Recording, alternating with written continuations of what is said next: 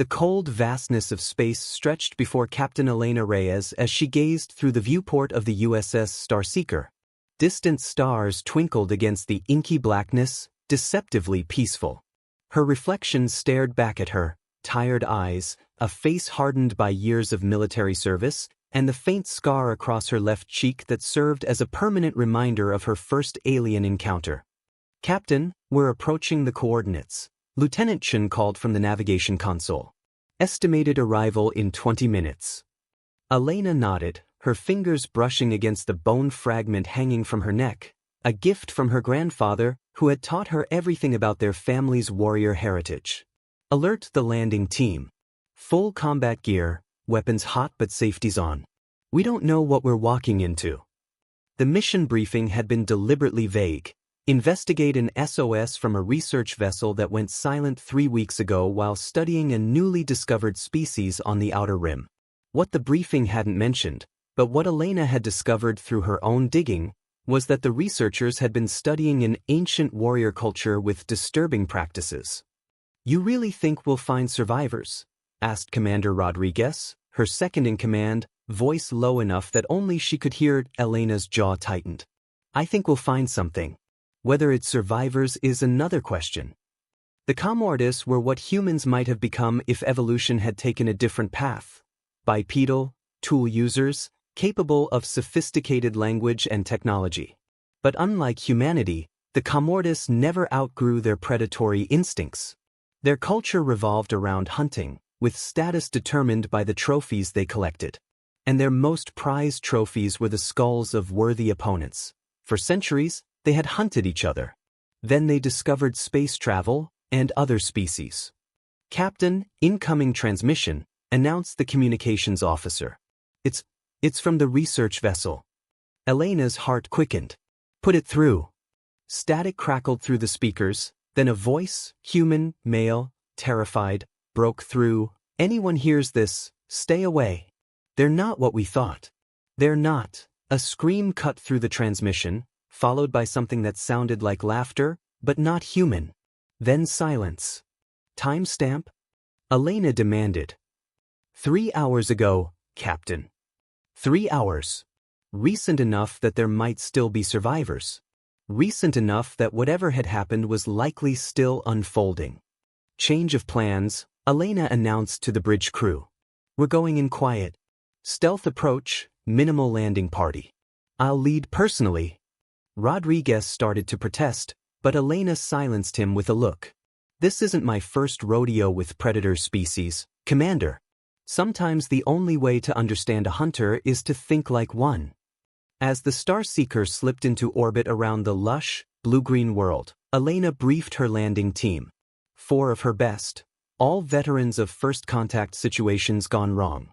All aware that they might not come back. "The Comortis value strength and cunning above all else," she explained, checking the charge on her pulse rifle. "They don't take skulls from weak prey, there's no honor in it. If they've taken human trophies, it means they consider us worthy opponents.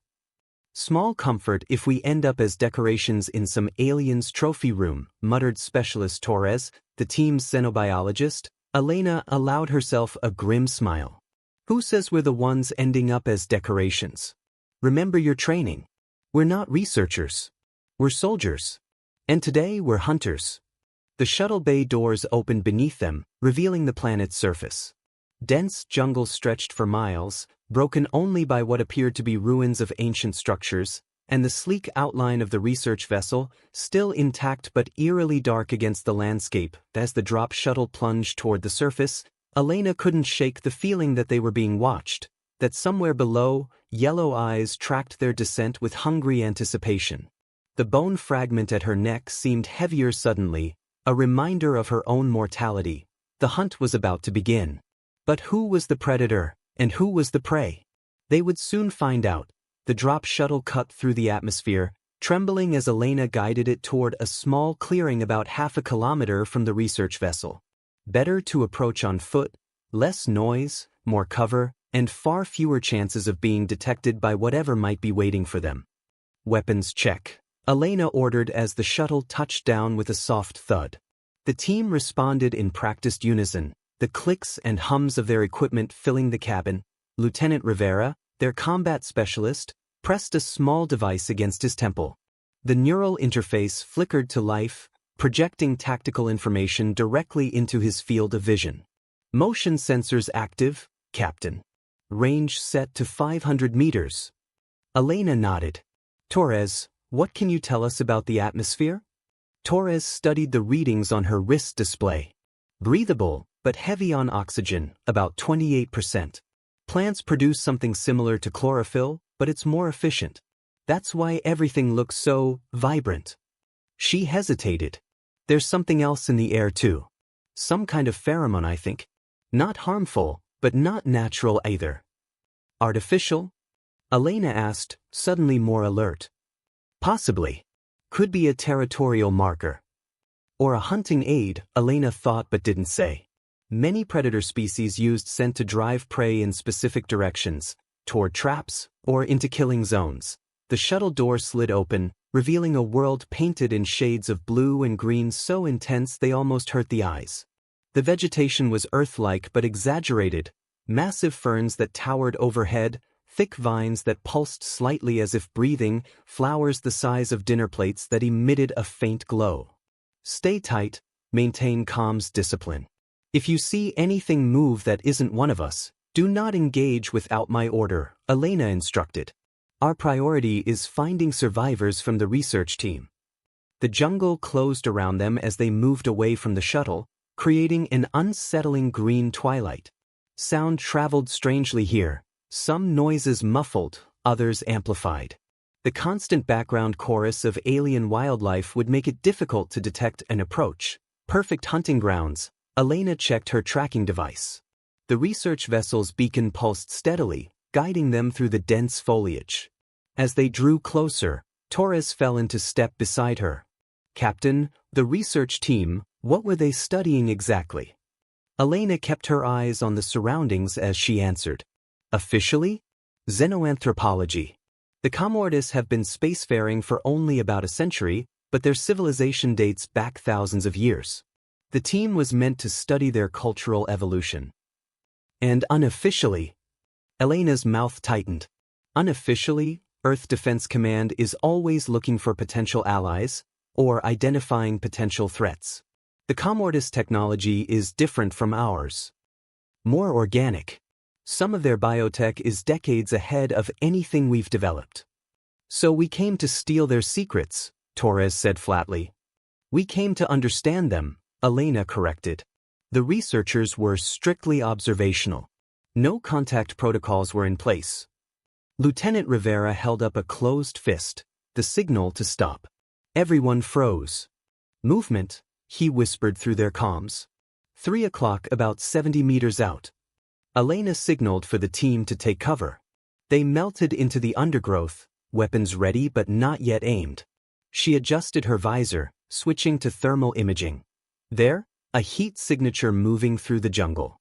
Bipedal, tall, nearly 7 feet, and moving with the deliberate silence of something that knew how to hunt. The thermal pattern was different from a human's, hotter around the chest and head, cooler at the extremities. A Comortis warrior it paused, head turning slowly as if scanning the area. Elena could make out more details now. The elongated skull, powerful shoulders, the distinctive bone spurs that protruded from its forearms. It carried something that might have been a weapon, though unlike any human design. Hold, she breathed into her comm, let it pass. The creature stood motionless for what felt like an eternity, then continued on its path, moving away from their position. Only when it had disappeared from both visual and thermal scanning did Elena signal the team to move again. Was that what I think it was? Whispered Specialist Patel, their communications expert. Elena nodded grimly. That was our first confirmed Comortis sighting. And it was patrolling. They know we're here. The research vessel loomed ahead, a dark silhouette against the vivid jungle. From the outside, it appeared undamaged, no signs of forced entry, no blast marks. The main airlock stood partially open, a silent invitation. Or a trap.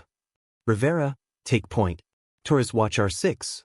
Patel, start scanning for comm signals, See if you can pick up any emergency beacons from personal devices. As they approached the vessel, Elena noticed something strange about the ground around it. The rich vegetation had been cleared in a perfect circle, and the bare earth was marked with symbols, spiraling patterns that seemed to pulse faintly in her thermal vision. Taurus. Elena gestured toward the markings. The xenobiologist knelt, careful not to touch anything. Ritual space, maybe. The patterns are similar to what was in the briefing, Commortis hunting symbology. This one here, she pointed to a recurring glyph, represents a worthy adversary. And this one means transformation. A shiver ran down Elena's spine. Transformation of what into what? Torres met her eyes. I think, the prey into the predator. Or maybe the living into the honored dead. The team fell silent, the implications hanging heavy in the humid air. They were standing in what might well be a ceremonial killing ground. Captain, Patel's voice was tight with tension. I'm picking up a signal. It's weak, but it's definitely from inside the ship. Someone's still alive in there. Elena's decision took only a fraction of a second. We're going in. Standard breach formation. Rivera on point, I'll take second, Torres and Patel covering our flanks. Keep your comms open and sensors at maximum sensitivity. The team moved toward the airlock with practiced precision, weapons raised. The door mechanism had been damaged, not by weapons fire, but by something that had physically wrenched it partially open. The metal was bent outward, as if something had forced its way out rather than in. Looks like someone left in a hurry, Rivera muttered, examining the twisted metal. Or something, Torres added. Elena activated the manual override, and the airlock slid open with a reluctant groan. The interior of the research vessel was bathed in the dull red glow of emergency lighting. The air that rushed out carried the metallic tang of blood. Life support's functioning, Patel reported, checking her scanner. Atmosphere's stable. No detectable toxins or pathogens. They entered the main corridor, moving slowly. The walls were marked with strange symbols, similar to those outside, but painted in what looked disturbingly like dried blood. Elena's grip tightened on her weapon as they passed what had once been the mess hall. Tables were overturned, equipment scattered. A half-eaten meal still sat on one tray, long since gone cold. Patel, where's that signal coming from? Elena asked, her voice barely above a whisper. 2 levels down. Near the research labs. They found the first body at the stairwell, a security officer, his uniform shredded and chest cavity empty. No signs of weapon discharge, just massive trauma from what appeared to be claws or bladed weapons. His skull was missing. Torres knelt beside the body, scanning it with her portable analyzer. Time of death approximately 18 hours ago. The precision of the removal suggests ritual, not rage. Or practice, Rivera added grimly. As they descended to the lower levels, they encountered more evidence of violence, blood spatter on walls, drag marks on floors, abandoned weapons that had been fired but apparently hadn't stopped whatever had come for their owners. The signal led them to a sealed laboratory door. Unlike the rest of the ship, this door remained intact, reinforced steel designed to contain hazardous materials or protect sensitive experiments. Someone's alive in there, Patel confirmed, her scanner picking up a human heartbeat. Just one person though. Elena approached the intercom. This is Captain Elena Reyes of the USS Starseeker. We're responding to your distress call. Identify yourself. Silence stretched for several seconds, then a hoarse voice replied, Dr. Hayashi, Chief Xenobiologist. Are you alone? I have a team with me. We're here to extract any survivors. Another pause. How do I know you're human? Elena understood the paranoia. Doctor, we don't have time for this. Whatever happened here, it could happen again. We need to get you out now. Not until I know you're human, Hayashi insisted, voice rising with panic. They can mimic us now. I've seen it. Elena exchanged alarmed glances with her team. This was new information. Nothing in their briefing had mentioned mimicry capabilities. Doctor, I'm going to tell you something only a human would know. The Earth Defense Command uses a verification protocol for situations like this, Blackbird Protocol. Today's passphrase is Crimson Horizon. Does that satisfy you? The door lock disengaged with a heavy clunk. It slid open to reveal a disheveled man in his 50s, clutching a makeshift weapon fashioned from lab equipment. Behind him, the laboratory had been converted into a fortress, workstations pushed against walls, supplies stacked as barricades. Thank God, Hayashi breathed, lowering his improvised weapon. They've been trying to get in for days. Elena signaled Rivera to guard the door while Torres checked Hayashi for injuries. Doctor, I need you to tell me exactly what happened here. The short version, we don't have much time. Hayashi's eyes darted nervously around the room. We were wrong about them. So wrong. The Comortis aren't just hunters, they're evolutionary thieves. He gestured toward a microscope. Look. Elena peered through the eyepiece at what appeared to be a blood sample. The cells were moving in ways that human blood cells shouldn't, rearranging themselves, absorbing foreign material. They don't just take trophies, Hayashi continued. They absorb genetic material from worthy prey. They've been incorporating the best traits of every species they hunt for thousands of years. His voice dropped to a whisper. And they think humans are very worthy prey indeed. A distant sound reached them, a rhythmic pounding that seemed to shake the very walls of the ship. Hayashi's face drained of color. They're coming back. The hunting party, they've been gathering more specimens from the jungle. When they return, he swallowed hard. The ritual will begin again. Elena made a quick decision. We're leaving. Doctor, grab whatever research data you can in the next 30 seconds. We need to understand what we're dealing with. Hayashi frantically downloaded files onto a portable drive while Elena contacted the Starseeker.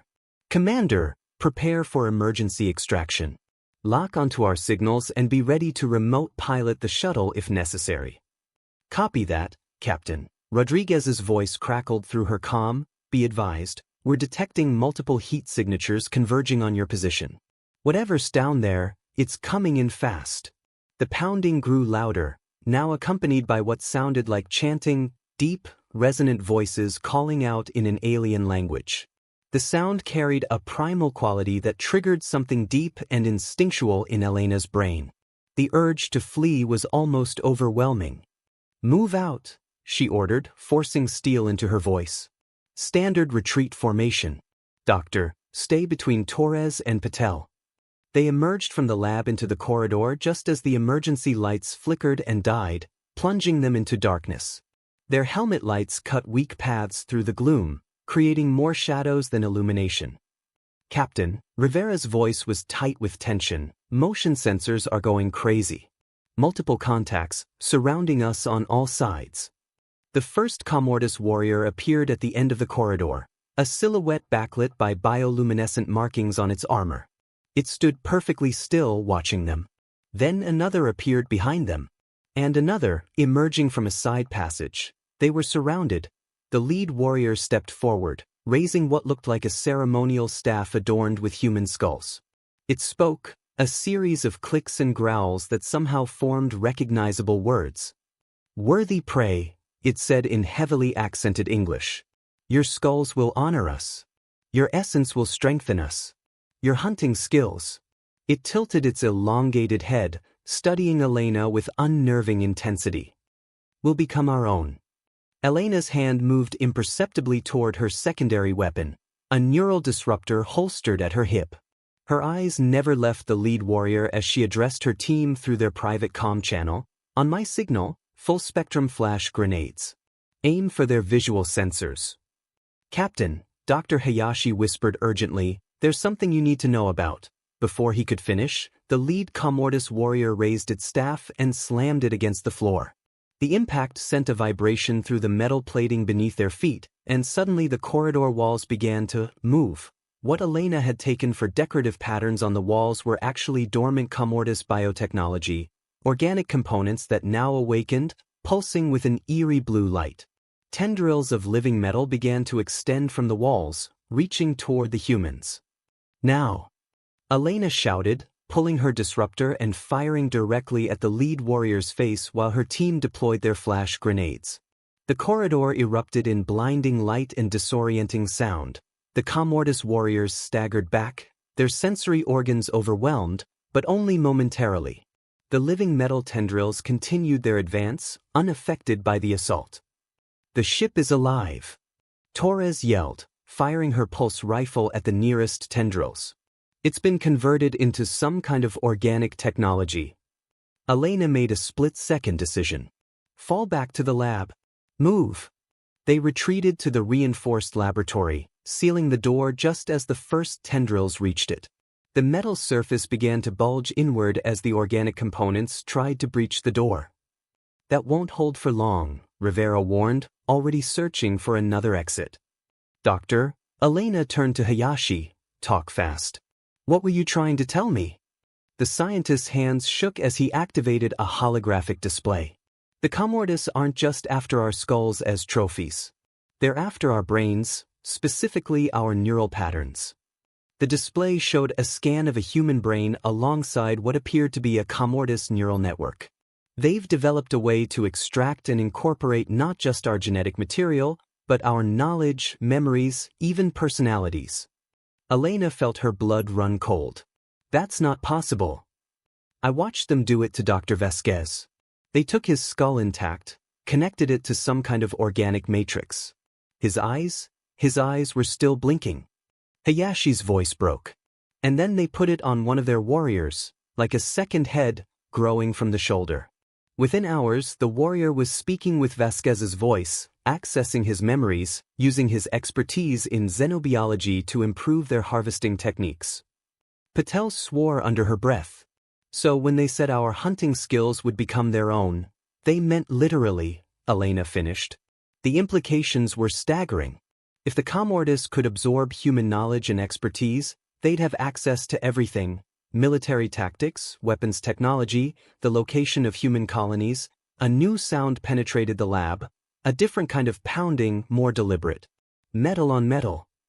"They're cutting through," Rivera reported, his scanner showing heat signatures on the other side of the wall. Elena opened her comm channel to the Starseeker. "Commander, new intel. The Commortis have biotech that can assimilate human neural patterns. If they capture any of us, they'll have access to everything we know. The ship may already be compromised with this technology. Initiate Protocol Omega." There was a pause before Rodriguez responded. "Captain, that's a scorched earth directive. The Starseeker would have to—" "I know exactly what it means, Commander. Confirm Protocol Omega, authorization Reyes Alpha 79. Confirmed, Captain. Preparing for orbital strike on your position. Time frame?" Elena checked her tactical display. 20 minutes. That's how long we have to get clear." "The shuttle?" Torres asked, already calculating their odds. Elena shook her head. "The landing site is too far. We need an alternative." She turned to Hayashi. "Doctor, is there anything in your research that could give us an edge against them? A weakness we can exploit?" For the first time, a glimmer of hope appeared in Hayashi's eyes. "There might be." He moved to a secure cabinet and entered a complex code. The door slid open to reveal a strange device, part mechanical, part organic, pulsing with the same bioluminescence as the Commortis technology. "We reverse-engineered this from components we acquired. It's a neural disruptor calibrated specifically to Commortis brainwave patterns. It should overload their neural networks, at least temporarily. The problem is range. It only works within 10 meters." The wall behind them began to glow red as the Commortis cutting tools reached the final layer of reinforcement. "There's something else," Hayashi added, his voice dropping. "We found evidence that not all Commortis agree with this hunting practice. There's a faction, they call themselves the Unbound, who believe this absorption of other species is corrupting their culture. We made contact with them before the attack." Elena's tactical mind immediately saw the possibility. "Can you contact them now?" "Maybe. They gave us a signaling device." He pulled out what looked like a small bone carved with intricate symbols. "But using it would alert all Commortis in the area, not just the Unbound." The decision weighed heavily on Elena. Alliance with a potentially hostile faction? or certain death at the hands of the hunting party. And all while a countdown to orbital bombardment ticked away. "Do it," she ordered. "And everyone, prepare for immediate action. When that wall comes down, we hit them with everything we've got." Hayashi activated the bone signal. It began to emit a low, thrumming sound that seemed to vibrate through Elena's very bones. The effect was immediate. The cutting sound stopped, and an eerie silence fell. Then came a new sound, a screeching cry that echoed through the ship, followed by the unmistakable sounds of combat. Commortis warriors fighting Commortis warriors. "It's working," Hayashi whispered. "The Unbound are attacking the hunters." Rivera's scanner showed chaotic movement outside the lab. "Captain, this is our chance. There's a maintenance shaft 3 compartments down that leads directly to the secondary shuttle bay. If there's still a functional craft there." The reinforced wall suddenly split open, not from cutting, but from someone pulling it apart from the outside. A Commortis warrior stood in the breach, its armor marked with different symbols than the hunting party. Around its neck hung a pendant made from what appeared to be shattered skull fragments. IT spoke in the same clicking language, which Hayashi's translator rendered into English. "The time of theft ends. Follow if you wish to live." Elena locked eyes with the creature, making the most crucial judgment call of her career.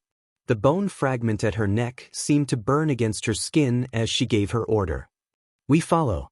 But the neural disruptor stays with us." The Unbound warrior nodded, understanding the distrust. 15 minutes remain before your ship brings fire from the sky. We must move quickly." As they left the relative safety of the lab and entered the corridor, now a battlefield between 2 factions of an alien species humanity had fatally misunderstood, Elena knew they were stepping into an even more dangerous game. One where the stakes weren't just their lives or even their knowledge that IT was the future of interspecies relations in the galaxy. And possibly, the evolution of both their species. The countdown continued. The corridors of the research vessel had transformed into a war zone. Commortis warriors from both factions clashed in brutal combat, their weapons, a disturbing blend of advanced technology and primitive brutality, tearing into each other with terrible efficiency. The air filled with an otherworldly chorus of battle cries and the acrid smell of what passed for blood among their kind. "Stay close," the Unbound warrior instructed, leading them through the chaos. "The path to your salvation lies through the heart of the hunt."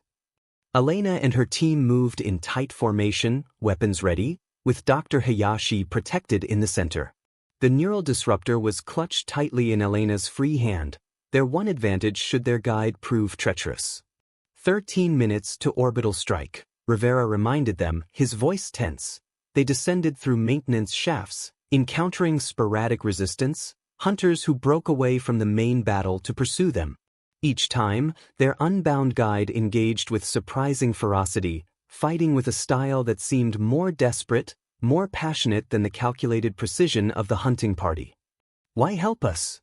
Elena asked during a brief moment of respite as they passed through what had once been hydroponics, now converted into some kind of alien nursery with pulsing organic pods lining the walls. The Unbound warrior paused, its elongated head tilting as it considered the question. "Your kind calls it evolution. We believe strength comes from within, not from theft. The hunters have forgotten our true path." It gestured to the bone fragments around its neck. "These are my ancestors, not trophies from other worlds. This is the way it should be." A deafening impact shook the vessel before Elena could respond. The ceiling above them buckled as something massive crashed through the upper levels. "What was that?" Torres shouted over the alarm klaxons that had suddenly activated. The Unbound warrior's posture changed instantly, its body language shifting from determined to fearful. "The Alpha returns. We must move faster." They sprinted through the remaining corridors, the sounds of combat growing more intense behind them. The secondary shuttle bay doors appeared ahead, half open, damaged in the initial attack but still functional. 9 minutes to orbital strike, Rivera announced. Inside the bay, a single shuttle remained intact, though its hull showed signs of the Commortis attempt to convert it into their biotechnology. Tendrils of living metal had begun to envelop the engines, but the craft looked operational. "Patel, get that shuttle prepped for immediate launch, Elena ordered. Torres, help the doctor secure his research data. Rivera, cover the entrance. As her team moved to execute orders, Elena turned to the unbound warrior. You should come with us. When that orbital strike hits, nothing on this planet will survive within a 5-kilometer radius. The warrior shook its head. My fight is here. Our species stands at a crossroads. If the hunters prevail, the galaxy will know only predators wearing the faces of their prey. It removed a small object from its armor, a data crystal of some kind, and pressed it into Elena's hand. Coordinates of unbound settlements. Allies, should you choose to return. A thunderous roar interrupted them as the shuttle bay doors were wrenched fully open. In the entrance stood the largest commortis Elena had seen yet, nearly 9 feet tall, its body a disturbing hybrid of natural form and absorbed features from dozens of species. Its skull-like face was adorned with bioluminescent markings that pulsed with rage, and mounted on its shoulders were 3 additional skulls, one clearly human, the eyes still moving, scanning the room with terrifying awareness. The Alpha, the unbound warrior breathed, stepping forward to place itself between the monstrosity and the humans. Go. Now. The shuttle engines whined to life as Patel completed the startup sequence. Captain, we're ready for dust-off. The Alpha charged, moving with impossible speed for something its size. The unbound warrior met the charge, but was swatted aside like a toy. The Alpha continued toward the shuttle, reaching for Elena with clawed hands that seemed designed specifically to tear human flesh. Elena raised the neural disruptor and fired. The effect was instantaneous. The Alpha convulsed, the bioluminescent markings flickering chaotically. The human skull on its shoulder began to scream, the sound horrifyingly familiar. Captain Reyes, the skull spoke, using a voice Elena recognized from mission briefings. Dr. Vasquez, the expedition leader. Kill me. Please kill me. I'm still in here, still conscious. It has all of us, all our knowledge. You can't let it leave this planet. The Alpha was already recovering, its massive body adapting to the disruptor's effects faster than Hayashi had predicted. Elena made her decision in an instant. Everyone on the shuttle. Now. She turned to her weapons officer. Rivera, set your rifle to overload. 30-second delay. Understanding immediately, Rivera adjusted his weapon's power core to critical and tossed it toward the bay doors as they retreated into the shuttle. The Alpha lunged forward again, one massive hand clamping around Elena's ankle just as she reached the hatch. The unbound warrior, though wounded, leapt onto the Alpha's back, plunging some kind of ceremonial dagger into the base of its skull. The Alpha released Elena to deal with this new threat, giving her just enough time to scramble inside as the shuttle doors sealed. 5 minutes to orbital strike, Patel announced as the shuttle lifted off, engines straining against the tendrils that still tried to hold them in place. Through the viewport, Elena watched the unbound warrior and the Alpha locked in mortal combat. The warrior was clearly outmatched, but fought with the desperation of one who knew the importance of their sacrifice. The overloading rifle detonated, the explosion tearing through the shuttle bay and propelling their craft free of the research vessel's grasp. The shuttle rocketed upward through the atmosphere, the autopilot already plotting an intercept course with the Starseeker in high orbit. Did we make it? Dr. Hayashi asked, clutching his precious data drives. Elena checked the tactical display. We're clear of the blast radius, but a violent impact rocked the shuttle, sending warning lights flashing across the control panel. Something had latched onto their hull. External breach, Torres shouted, pointing to the airlock where the metal was beginning to bulge inward, deforming in the same organic way as the ship's corridors had. The Alpha, Elena realized with horror. It must have jumped onto the hull during launch. The airlock continued to deform, the metal twisting into an almost face-like pattern as the Commortis biotech attempted to merge with the shuttle's systems. Through the small viewport in the airlock door, Elena caught glimpses of what waited outside. The Alpha, somehow surviving in the thin upper atmosphere, its body transforming to adapt to the hostile environment. 1 minute to orbital strike, Rivera reported grimly. Elena made the hardest call of her career. Patel, reverse course. Take us back into the blast radius. Captain? Patel's eyes widened in shock. That thing cannot reach the Starseeker. If it absorbs our ship's technology, if it escapes this planet with Dr. Vasquez's knowledge, humanity wouldn't stand a chance. She looked at each member of her team, seeing understanding dawn in their eyes. It's us or our entire species. No one argued. They'd all signed up knowing the risks. Transmitting all research data to the Starseeker, Torres announced, helping Dr. Hayashi establish the link. Course reversed, Patel confirmed, her voice steady despite everything. Estimated time to blast zone, 40 seconds. The airlock continued to buckle as the Alpha fought to breach their defenses. The human skull on its shoulder, Dr. Vasquez, was visible through the viewport now, its eyes meeting Elena's in a moment of shared understanding and terrible clarity. Captain, Rodriguez's voice came through the comms. We're receiving your data upload. Sensors show you're heading back toward the target zone. What's happening down there? Execute Protocol Omega as planned, Commander, Elena replied calmly. The Commortis have capabilities beyond anything in our reports. The data we're sending contains everything Earth Defense Command needs to know. She paused. It's been an honor serving with you. The silence that followed spoke volumes. Finally, Rodriguez responded, the honor was ours, Captain. Godspeed. 10 seconds to blast zone, Rivera announced. Elena reached for the bone fragment around her neck, her grandfather's gift. A trophy in its own way, but one given freely to honor ancestry and connection, not taken as a symbol of dominance. 5 seconds.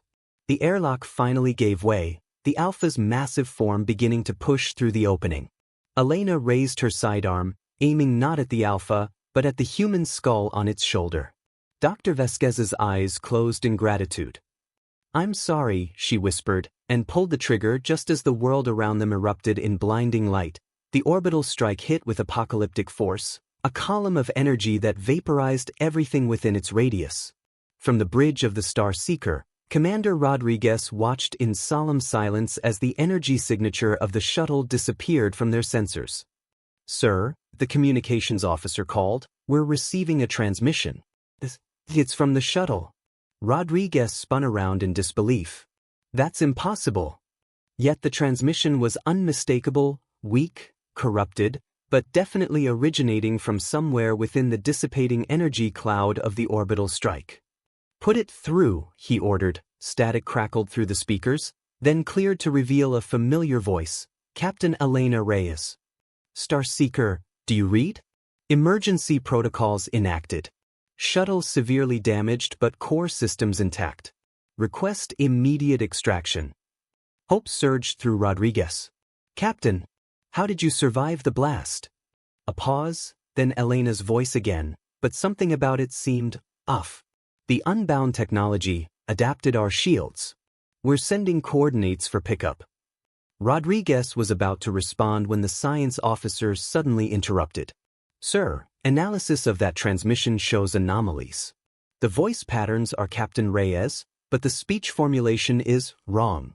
And the coordinates they're sending aren't coordinates at all. There's some kind of complex code. A trap, Rodriguez realized with dawning horror. He hit the emergency comms button. All hands, battle stations. Prepare for immediate departure from orbit. On the view screen, something emerged from the cloud of the orbital strike. The shuttle, BU-T transformed, its hull now covered in the same bioluminescent patterns as the Commortis technology. And through the front viewport, clearly visible despite the distance, sat what appeared to be Captain Elena Reyes at the controls. Except her eyes glowed with an alien light, and emerging from her shoulder was a small, developing skull-like protrusion with features that were decidedly not human. The hunt, it seemed, was far from over. It had simply found a new hunting ground.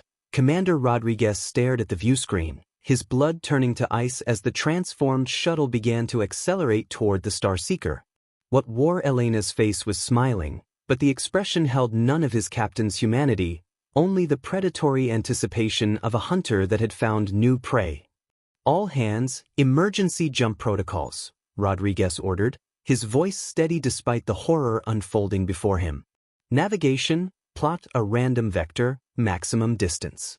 Communications, prepare a priority 1 warning beacon with all data from the Hayashi upload.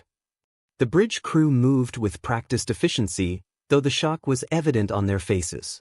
The science officer, Lieutenant Park, worked furiously at her console. "Sir, I've analyzed the transmission code they sent," she reported. "It's some kind of biodigital virus. If we had accepted it into our systems," Rodriguez nodded grimly, "they would have had a foothold. Just like they did with the research vessel." He turned to tactical. "Weapons status?" "Armed and ready, sir." "But..." The tactical officer hesitated. "That's still Captain Reyes's shuttle. There could be survivors." "That is not Captain Reyes," Rodriguez said with quiet certainty. "And our priority now is ensuring that whatever it is doesn't reach Earth or any human colony." He took a deep breath. "Target their engines only. Fire when ready." The Starseeker's primary cannons discharged, the energy beams striking the shuttle with precision. But instead of disabling it, the beams seemed to be absorbed by the bioluminescent growth covering the hull. The shuttle shuddered, then accelerated, changing course to evade further fire. "Sir, it's adapting to our weapons," Tactical reported, alarm evident in his voice. Rodriguez made the call he never thought he'd have to make. "Arm the Nova charges. If we can't stop it, we'll take it with us." As the crew prepared for this desperate final measure, a new alert sounded from the communications station. "Commander, multiple ships dropping out of hyperspace," the communications officer announced. "Configuration unknown, wait. They're sending a recognition signal. It matches the data package Dr. Hayashi uploaded. It's the Unbound faction of the Commortis." 3 vessels appeared on the tactical display, their organic design clearly Commortis in origin but lacking the predatory aesthetic of the Hunters. They moved to intercept the transformed shuttle, firing weapons that emitted not energy beams but some kind of dampening field.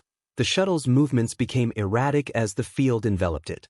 The bioluminescent patterns flickered and dimmed.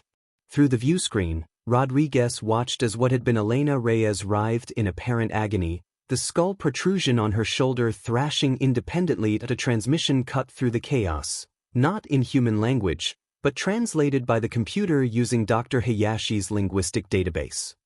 "Starseeker vessel, this is Elder Karak of the Unbound. The abomination must be destroyed completely. Your weapons cannot do this. Ours can. Stand clear." Rodriguez hesitated only a moment before responding.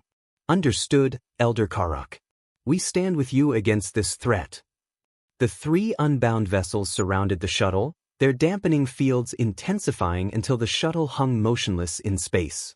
Then, a different kind of energy began to build, a purifying fire that seemed to burn away the biological corruption rather than destroying the physical structure. "What are they doing?" Park asked, her scientific curiosity momentarily overriding her fear. "Genetic purification," came a voice from the rear of the bridge. Dr. Hayashi's assistant, Dr. Lin, had arrived unnoticed during the crisis. The Unbound believe in evolution through natural selection, not theft. Their technology can separate and destroy the parasitic components while potentially preserving the original life forms. Hope flickered in Rodriguez's chest. "You mean Captain Reyes could still be alive?" Dr. Lin's expression was carefully controlled. "If enough of her original neural patterns remain unassimilated, possibly. But Commander, you should prepare yourself for the likelihood that..." "Sir," the tactical officer interrupted. "The shuttle's hull integrity is failing. The unbound vessels are moving back." The view screen showed the shuttle beginning to break apart, the bioluminescent corruption burning away like paper in a flame. As the final pieces scattered into space, the unbound vessels moved to collect the debris with tractor beams, ensuring nothing escaped. 2 weeks later, aboard Earth Defense Command Headquarters, Commander Rodriguez sat across from Admiral Chen, having just completed his formal report on the Commortis incident. "The Unbound delegation will arrive next month," the Admiral informed him. "Their leadership is eager to establish formal relations and share intelligence on the Hunter faction's movements." Rodriguez nodded. "They've proven themselves allies, Admiral. Without their intervention, we might be facing a very different situation now." Indeed. The Admiral's expression softened slightly. There's one more thing, Commander. Medical Bay 7. I think you should see for yourself. Rodriguez made his way through the sterile corridors of the medical wing, his heart pounding inexplicably faster as he approached Bay 7. The security was heavy, 4 armed guards outside, biometric scanners, neural pattern verification. Inside, he found a single bed surrounded by advanced medical equipment. And on that bed, connected to dozens of monitoring devices, lay Captain Elena Reyes. Her body was covered in regeneration grafts and a neural stabilizer encircled her head. But her eyes, her very human eyes, opened as he entered. "Commander," she whispered, her voice weak but unmistakably her own. "Took you long enough to visit." "Captain." Rodriguez couldn't keep the emotion from his voice. "The doctors said you wouldn't be conscious for another week." A ghost of her old smile touched her lips. "Apparently I'm stubborn." "How much do you remember?" Her expression darkened. "Everything. Being merged with that thing. Feeling my thoughts become its thoughts. Fighting to maintain some small part of myself." She closed her eyes briefly. "The unbound technology saved what was left of me, extracted my original DNA and neural patterns from the corruption. But Rodriguez, I'm not whole. Not yet. Maybe not ever." Rodriguez reached out, carefully taking her hand. "The important thing is you're here. You survived. And the data you and your team recovered has changed everything we thought we knew about interspecies relations." "The bone fragment," Elena said suddenly. "My grandfather's gift. Did they recover it?" Rodriguez shook his head. "I'm sorry, Captain." Elena nodded slowly, accepting the loss. "Then we'll make new connections, forge new bonds. With the unbound, with other species who choose cooperation over predation." She squeezed his hand weakly. "We don't need trophies to prove our worth, Rodriguez. Just the courage to face the darkness and choose a different path." Outside the medical bay window, Earth rotated serenely, unaware of how close it had come to becoming the next hunting ground for an ancient predator.